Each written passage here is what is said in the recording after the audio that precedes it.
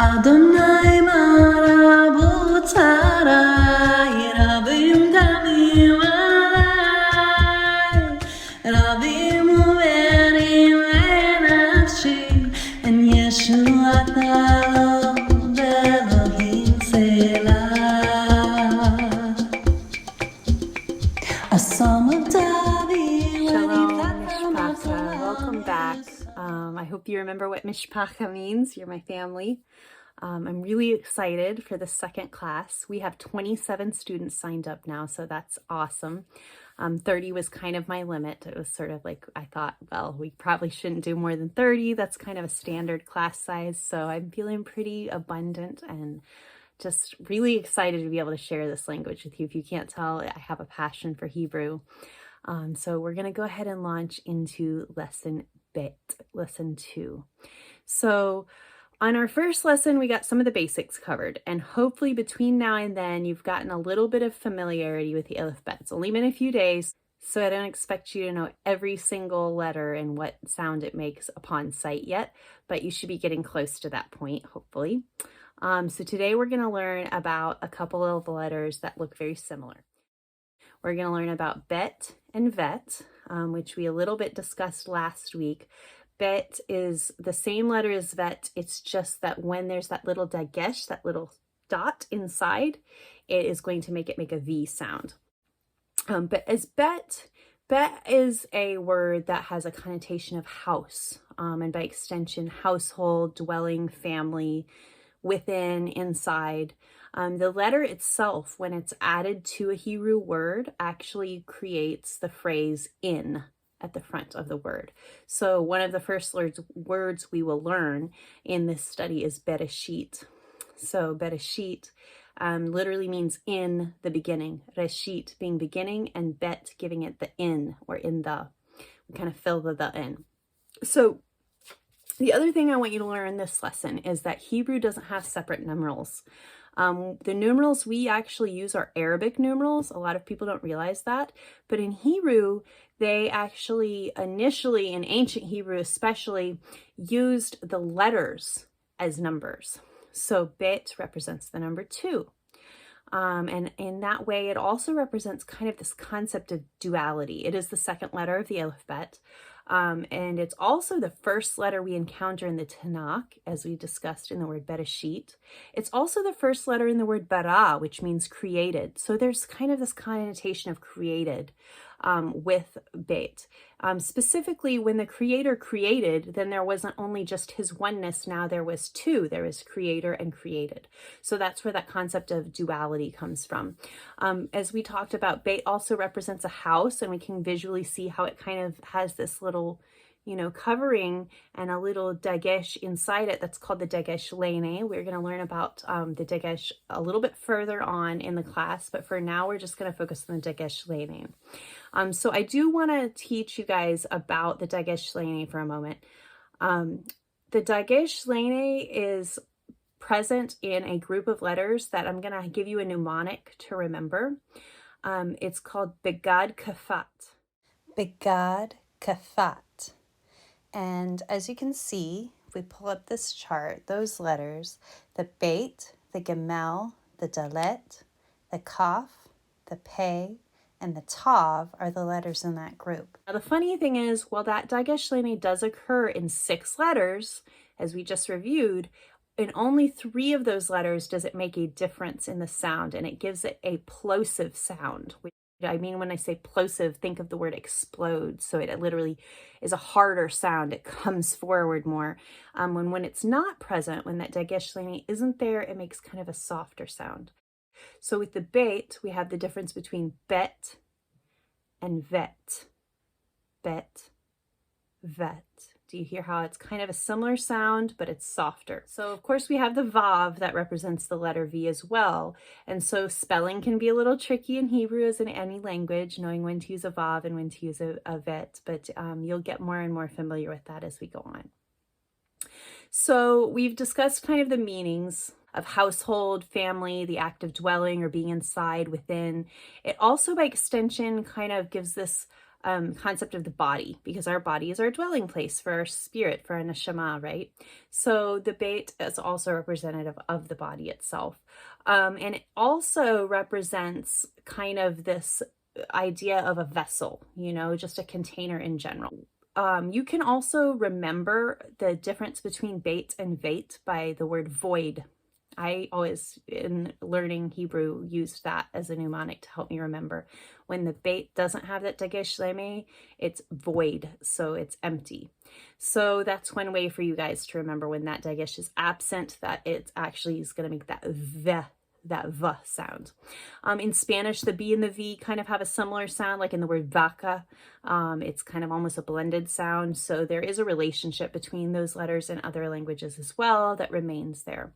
There's actually 3 kind of dots that occur inside these letters, but as I said, we're only going to focus on the dagesh lene today. But just to review, the others are the dagesh forte and the mapik, and we will learn more about those later. So the kaf with the dagesh lene makes a more plosive sound. It makes that hard sound. And when it's not there, it makes this softer sound that's a little more similar to the chet. So it's not quite as hard as the chet, but it's like the last part of the word bach, okay, the name bach. So then the kaf becomes a kaf when there's no dagesh lene. And then the third letter where it actually makes a difference is in the pei. So when we have the little dagesh lene, it makes a p.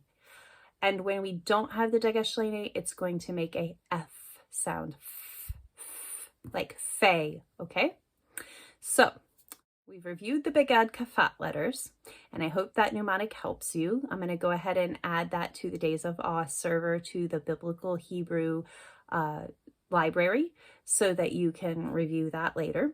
And of course, you can come back and watch this lesson anytime as well. We're going to go on now to the letter Kaf. So the letter Kaf is the 11th letter of the Alephbet, and it is very similar in shape and form to the beit. And by that nature, it also has a very similar meaning. So it's also kind of shaped like a container. And so it specifically kind of represents the open palm of the hands. So the palms of your hands, your kaf, right? So it also represents that concept of opening. It at the same time, if you look at the kaf and you imagine like 2 of them opposite each other, they kind of look like wings, right? Like the wings of the seraphim, for example. So, and with that meaning of wing, we also carry over the connotation of kind of this idea of covering, okay? Because a bird covers itself with its wings, a hen covers its chicks with its wings. The seraphim on the Ark of the Covenant covered the mercy seat, right? So remember that when you look at the kaf, that it has this connotation of kind of covering, of wing, of container, of opening, as in the opening of our hand, the palm of our hand specifically, where yod is like hand, and we'll learn about that a little more later. The kaf is specifically kind of that opening, that space in your hand. So its bent shape also translates to the concept of kind of being bowed and humbled before our Creator. So it carries this connotation of humility, and even really indeed of repentance and teshuvah with it. So, and along with that, it also carries the connotation of our Creator's power to both lift up and to suppress. You know, we can lift up with that cup, that cuff of our hand, and we can also suppress. And so those connotations are all kind of related, and that is all embodied by the letter kaf. So all of these meanings being wrapped up, we can see that kaf is very much a similar letter to beit, and yet it has its own unique connotations. Now, in the actual form itself, in the square script, you will notice it's much more similar. In the modern Hebrew, like the Alephbet chart that I gave you, it's a lot more curved than the beit. But in the traditional book script or block script or square script, it's actually going to be a lot more similar. It's a lot more squared off. The thing that really distinguishes it between the kaf and the beit in the and when you look in your Tanakh and you see it there, you're going to see the bait has kind of like a little foot that sticks out of the back, and the kaf does not have that little foot. It just carries over like a curve. So those are kind of the distinguishing points between the bait and the kaf that you need to keep in mind. The other thing that I just want to briefly mention, and I don't want to go in depth here, but that the kaf is one of the letters that has the sofit form. Sofit means final in Hebrew, and when it occurs at the end of a word, it actually has that alternate form where its tail kind of hangs down. So I just want you to recognize that now. It does look similar to a dalet, but it's different.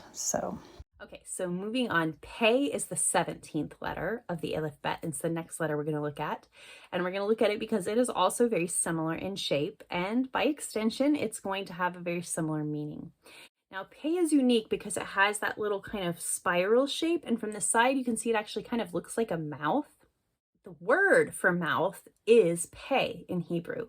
So that's where we get this kind of idea of this like open mouth, like kind of like a Pac-Man with the Pei.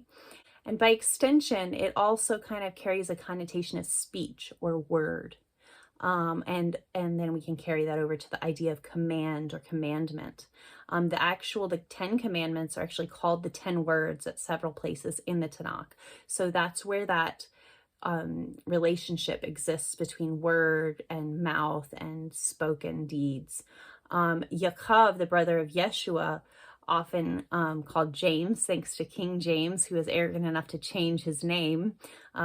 His name originally was Yaakov, okay? And King James, when he was making the translation, said, hey, let's change his name. To quote him, he says, with the tongue we bless Yehovah our Father, and with it we curse men who have been made in Elohim's likeness. Out of the same mouth come blessing and cursing. And that comes from Yaakov 3:9-10. So there's this kind of idea of this power of life and death, good and evil, blessing and cursing, and wrapped in that letter Pei as well. So the connotation of speech, the mouth, opening, entrance, speaking, all of these are wrapped up in that letter Pei. The shape of the Pei is actually a kaf with a yod inside of it. Okay, and yod is representative of the hand of Yah, as we had discussed in the first lesson, and we'll get more into later. So when we put those together, the kaf being a vessel and the yod being kind of the hand of Yah, the Pei kind of represents our innermost part, our soul, okay, the spark of life. And so in Psalm 51:15, it actually says, "O Yehovah, open my lips that my mouth may tell forth your praise." So in that verse, we actually use the word for mouth is actually Pei in Hebrew. So it's literally, the verse literally says, "O Yehovah, open my lips that my Pei may tell forth your praise." And the word used there is 6310, which can be translated to mouth or just opening in a more broad sense. And so all of those meanings are wrapped up in the letter Pei. And so now we've covered 3 very similar letters, and we can see they're somewhat related due to their similarity in form. And I hope you're starting to see a little more what I'm talking about Hebrew being a living language and how there's this relationship. I mean, A has nothing to do with how it looks, nor does B or C in English. But all of these Hebrew letters, the way they appear, tells us about their character. So it's really exciting to me. So I'm going to go ahead and break down another Hebrew word as an example for you. The word kaporet, okay? And the word kaporet is kaf, and we're going to use this word because we've just learned some of these letters. Kaf, Pei, Resh, Tav. So if we break that down letter by letter, the kaf, remember, is like a vessel, or it also represents wings or coverings. So we're going to use the meaning covers, okay? And then we're going to go to Pei, and remember, Pei is about like our innermost part, our soul, okay? So covers, soul. And then Resh, which remember, that's prince or firstborn, okay? And so chief, it's connected to the letter Aleph, interestingly, and we'll get more into that later. But for right now, we're just going to look at that connotation of being firstborn or first, right? And then the Tav is this beautiful letter that means the seal or the covenant. And in the Paleo Hebrew, it was actually a cross. So let's just put that all together, and we have covers, our innermost part, the firstborn, with the seal or the cross. So tav is seal or cross, or mark. And so this firstborn literally covers our soul with his seal by the cross. The firstborn covers our soul with his seal by the cross. You can't make this stuff up, guys. Do you see what I'm talking about Hebrew, how it's a living language? It's so amazing. It's so exciting. So isn't that awesome? So I'm going to now make a prayer using these 3 letters we've learned, just to illustrate how cool this language really is. 3 letters. That's all we're going to use, okay? So we're going to use Kaf, Pei, and Beit in that order. May you receive his word to dwell in you, okay? May you receive, Kaf, receive into the palm, okay? His word, Pei, okay? Word, speech, tongue. And then to dwell, Beit, to dwell inside that house, right? Dwelling, all of these meanings are wrapped up in you. And so I hope you see how exciting this language is and how many ways it fits together. It's kind of like this amazing Rubik's Cube.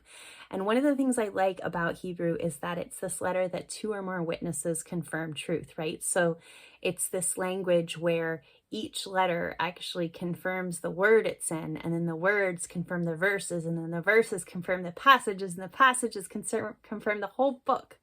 And all of it points back to our Messiah.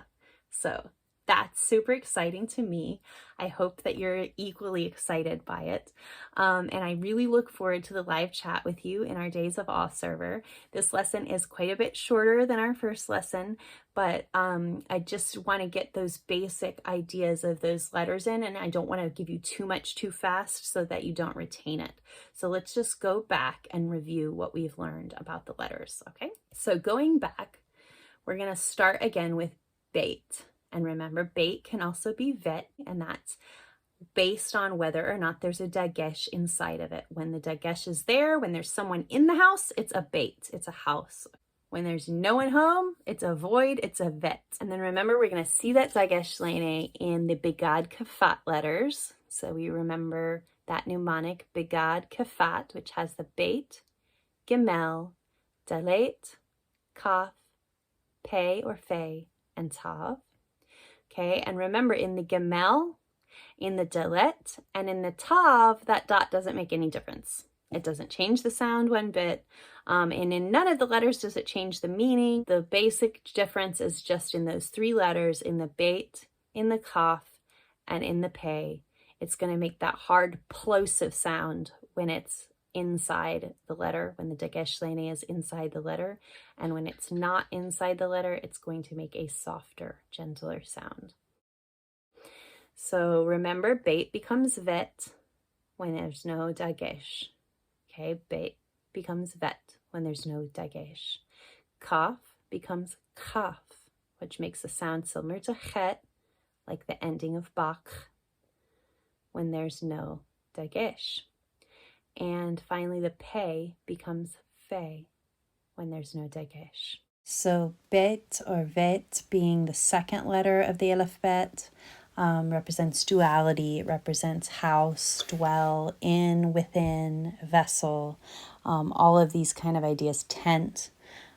So again, Kaf being the 11th letter of the alphabet, kind of represents container, opening, receiving, the palm of the hand, receiving and allowing.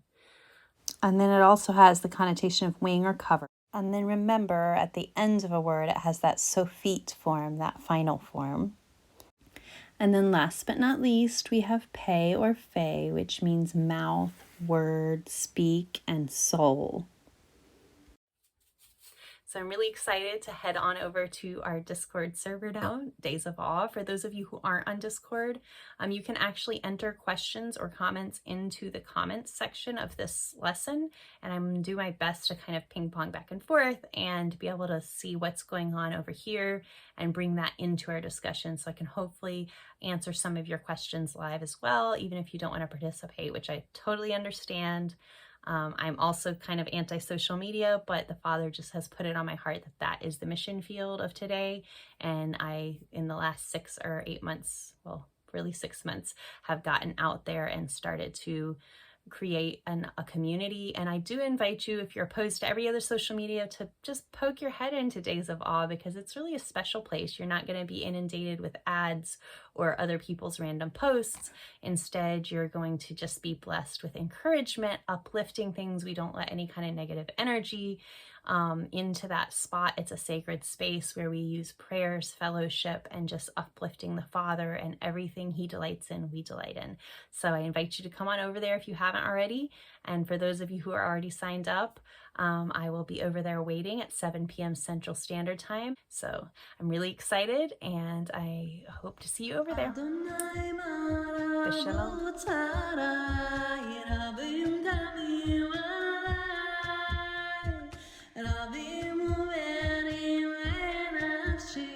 And Yeshua